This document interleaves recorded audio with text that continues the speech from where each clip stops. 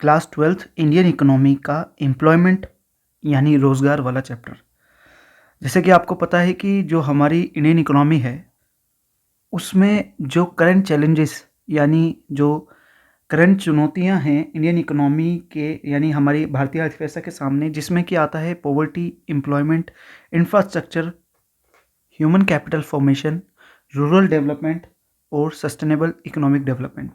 ये 6 chapters 22 marks के हैं यानी 22 मार्क्स के। और इसमें ये एम्प्लॉयमेंट और पॉवर्टी हमने इससे पहले किया हुआ है। आज हम एम्प्लॉयमेंट यानी रोज़गार वाले चैप्टर के मल्टीपल चॉइस क्वेश्चंस यानी MCQ के थ्रू लर्निंग करने की कोशिश करेंगे और हमें पता भी नहीं लगेगा कि हम सारी डेफिनेशन, यहाँ तक कि 4 नंबर, 3 नंबर, 6 नंबर के क्वेश्चन भी हम इसमें कवर कर लेंगे। तो ज़्यादा टाइम ना वेस्ट करते हुए आगे बढ़ते हैं। पहला क्वेश्चन देखते हैं। ये वीडियो जो होगी वो हिंदी में होगी और इसकी जो नेक्स्ट एक वीडियो इंग्लिश में भी आएगी, लेकिन ये जो मैं वीडियो बनाऊंगा मतलब हिंदी में चलेगी। ये हिंदी और इंग्लिश दोनों बच्चों, मीडियम के बच्चों के लिए समझ में आएगी। ठीक है, तो पहला क्वेश्चन पढ़ते हैं।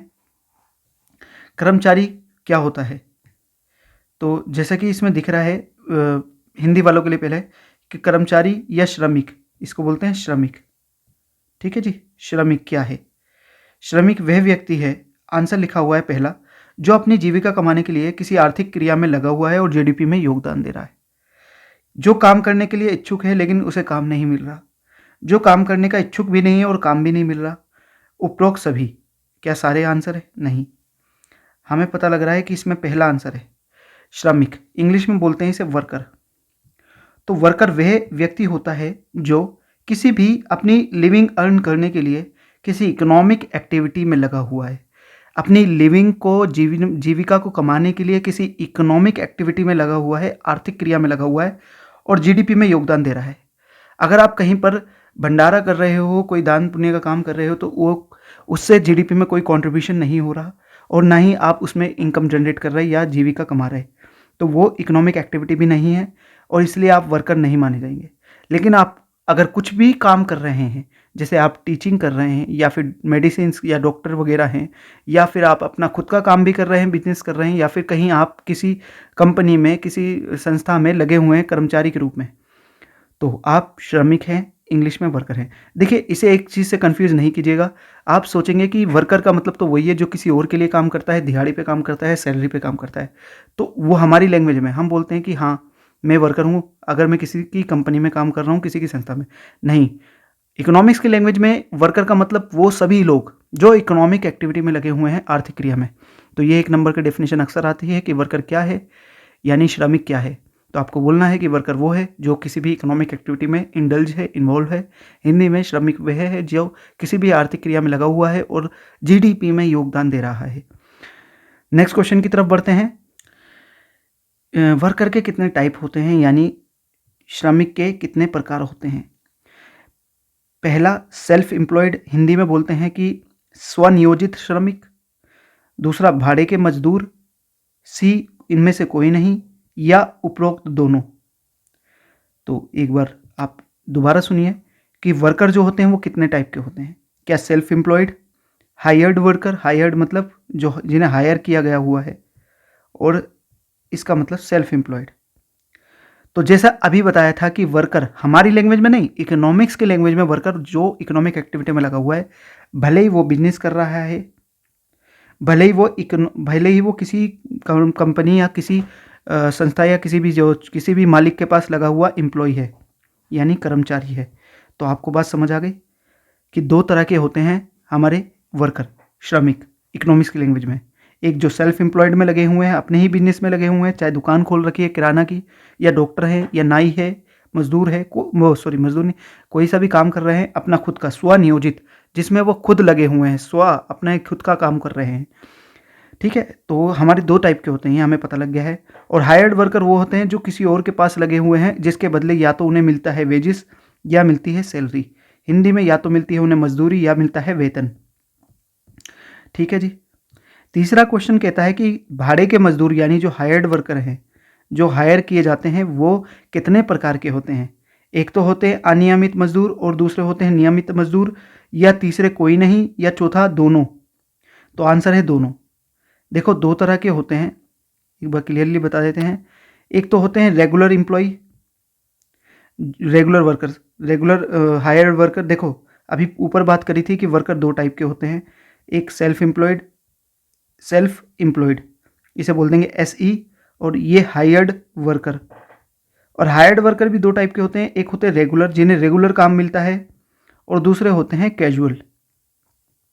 कैजुअल यानी अनियमित या फिर इरेगुलर, जो रेगुलर नहीं है। तो देखो ये हम क्यों पढ़ रहे हैं, तो ये इसलिए पढ़ रहे हैं हम कि जो रेगुलर वर्कर होते हैं ना, जो नियमित मजदूर होते हैं, इन्हें तो भैया पेंशन भी मिलती है, प्रोविडेंट फंड भी मिलता है, इन्हें सामाजिक सुरक्षा भी मिलती है, इन्हें बोनस भी मिलता है, इनके काम के घंटे भी होते हैं, इनको सारी सुरक्षाएं मिलती हैं, इनका जो वो एनवायरनमेंट होता है, वर्किंग एनवायरनमेंट, उसकी भी सुविधा मतलब स्वच्छ होता है, वो क्लीन होता है, यानी इन्हें सारी सुख सुविधाएं मिलती हैं।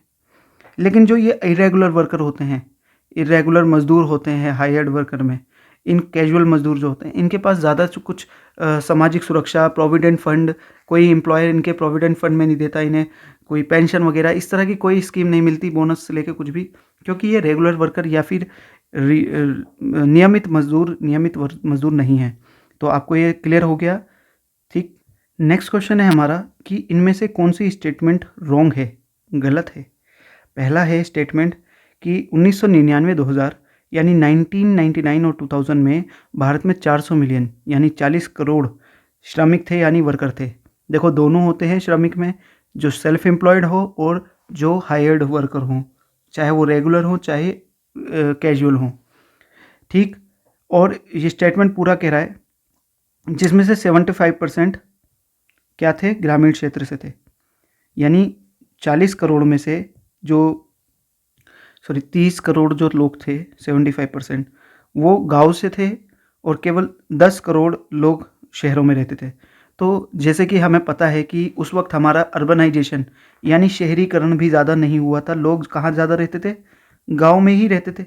यानी 75% जो वर्कर थे, चाहे वो सेल्फ एम्प्लॉयड बिजनेस में हो, चाहे हायर्ड वर्कर में हो, हायर्ड वर्कर में भी चाहे नियमित वर्क में हो, चाहे गैर नियमित वर्क में हो, है ना, तो वो कहाँ से आते थे, सेल्फ 75% गाँव से, 40 करोड़। अब आपको पता होगा कि 2001 में हमारी पॉपुलेशन 107 करोड़ थी। 107 करोड़ में जो बाकी बच्चे और बूढ़े भी होंगे, तो इसलिए 40 करोड़ लोग ही वर्कर थे, यानी काम कर रहे थे, इकोनॉमिक एक्टिविटी में कंट्रीब्यूशन कर रहे थे। आगे बढ़ते हैं।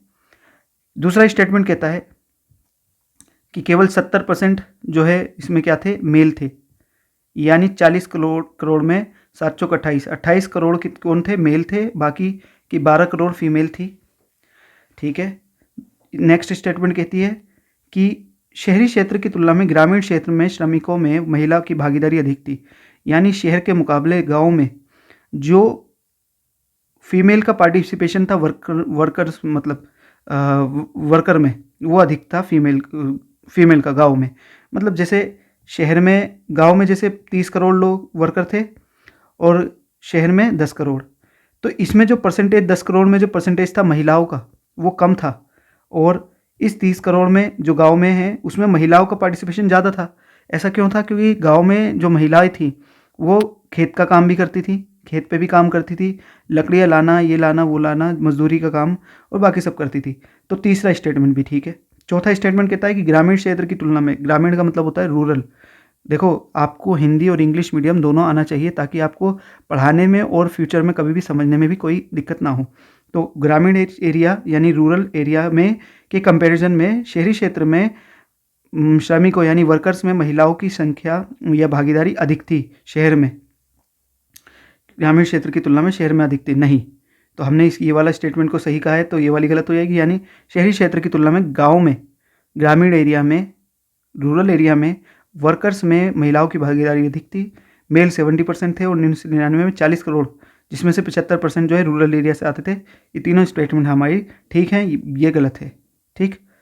नेक्स्ट क्वेश्चन की तरफ बढ़ते हैं।